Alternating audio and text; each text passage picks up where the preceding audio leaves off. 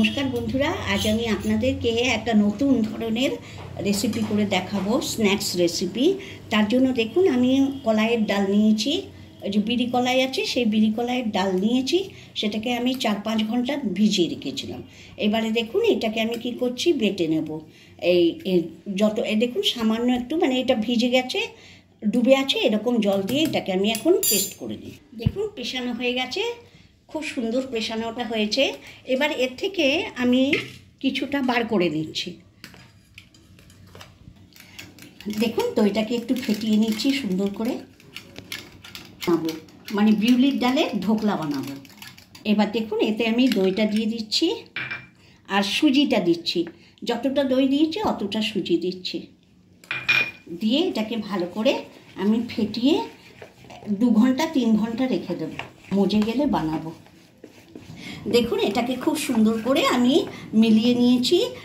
দিয়েছি কি বলুন, বিউলির ডাল বাটা আর 1 কাপ সুজি আর 1 কাপ দই দিয়েছি, দিয়ে এটাকে মেখে আমি এখন 4-5 ঘন্টা রেখে দেবো। 4 ঘন্টা ভিজিয়ে রেখেছিলাম, এটা দিয়ে দই, সুজি আর বিউলির ডাল সব ইকুয়াল দিয়ে, বিউলির ডালটা একটু বেশি দিয়েছিলাম, যেটাকে ভিজিয়ে রেখেছিলাম, ফুলে উঠেছে। এবারে আমি কি করেছি দেখুন, এখানে একটু গাজর, কালারফুল করার জন্য একটু গাজর আর শুকনো কাঁচা লঙ্কা একটু তেলে ভেজে নিচ্ছি। গাজরটা ছোট ছোট করে একদম কুচি কুচি করে কেটেছি। ভাজাটা হয়ে গেছে, আমি ওই সামান্য একটু তেল দিয়েছি, সেটার সঙ্গে তেঁতুল দিয়ে দিলাম, পরিমাণ মতো নুন দিচ্ছি। আর দেখুন এটা হচ্ছে বেকিং সোডা, একটা ছোট চামচের ওই টিস্পুনের 1/4 দিয়েছি। আর এটা হচ্ছে বেকিং পাউডার 1/2 চামচ দিচ্ছি। এটা দিয়ে এবার এই ব্যাটারটাকে সুন্দর করে আমি মাখিয়ে নেব। গুঁড়ো দিচ্ছি, দেখুন এটা খুব সুন্দর করে ফেটানো হয়ে গেছে। এবার এতে একটু ধনে পাতা দিচ্ছি। দেখুন ধনে পাতা, এখন ধনে পাতা খুব সস্তা বাজারে, আজকে ইচ্ছা মতো ধনে পাতা এনেছি। এটা একটু বেশি করে ধনে পাতা দিলে খেতে খুব ভালো লাগবে, তাই আমি অনেকটা ধনে পাতা দিলাম।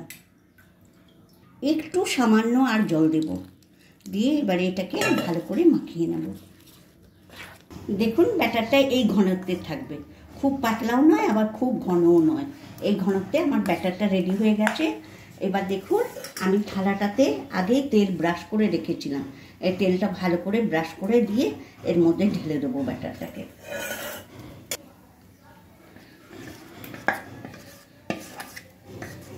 মাঝখানে একটা বাটি বসিয়ে দিচ্ছি, এর উপরে এবারে আমি থালাটা দিয়ে দেবো।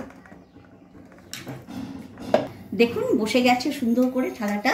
এবারে আমি এটাকে ঢেকে দেবো, ভাপ দেব 20 মিনিট মতো। দেখুন আমার হয়ে গেছে, এই দেখুন এটার গায়ে লাগেনি, তার মানে হয়ে গেছে এটা। এবার আমি নামিয়ে দেবো এটাকে, রেডি হয়ে গেছে। এবারে আমি এটার জন্য এর উপরে একটা ছকুন দেবো। তার জন্য দেখুন প্রথমে জিরে নিচ্ছি, শুকনো লঙ্কা দিচ্ছি, তারপরে আমি সর্ষে দিলাম, কালো সর্ষে।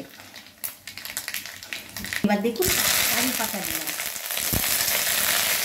সামান্য একটু জল দিচ্ছি, দেখুন একটু চিনি দিচ্ছি, দেখুন চিনি দিয়েছিলাম আর একটু সামান্য দিলাম চিনি। এবারে এটা একটু চিনিটা গলে গেলে এই ফোড়নটা নিয়ে ওই জলটা সমেত এটা দিয়ে দেবো। দেখুন এটা হয়ে গেছে, এবারে এটা এর উপরে আমি দিয়ে দেবো।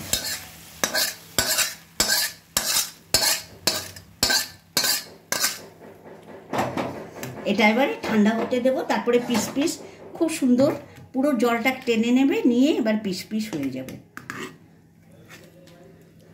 দেখুন বন্ধুরা আমি একটু বাইরে গেছি, এর মধ্যে কেটে খেয়েও নিয়েছে। এই দেখুন এভাবে আমি কেটে নিচ্ছি, দেখুন এইভাবে। এবারে এটাকে আপনি যে শেপ দেবেন, দেখুন কি সুন্দর নিজেই উঠে আসছে। এ দেখুন একটুও তলায় লাগেনি, দেখুন বন্ধুরা আপনি থালাটা দেখুন একটুও তলায় লাগবে না, নিজেই উঠে আসবে। আর দেখুন কি স্পঞ্জি, একদম নরম নরম হয়েছে, খেতে দারুণ ভালো লাগছে। আর এইভাবে আপনারা একবার তৈরি করে খান, বিউলির ডালের মানে বিড়ি কলাইয়ের ডালের আজ পর্যন্ত ঢোকলা কেউ বানায়নি, আমি ফার্স্ট বানালাম, একদম শিওর। আপনারা করে খান আর আমাকে বলুন কি দারুণ খেতে হয়েছে, দারুণ খেতে হয়েছে। দেখুন বন্ধুরা, তলাটা একদম লাগেনি, কি সুন্দর উঠে আসছে।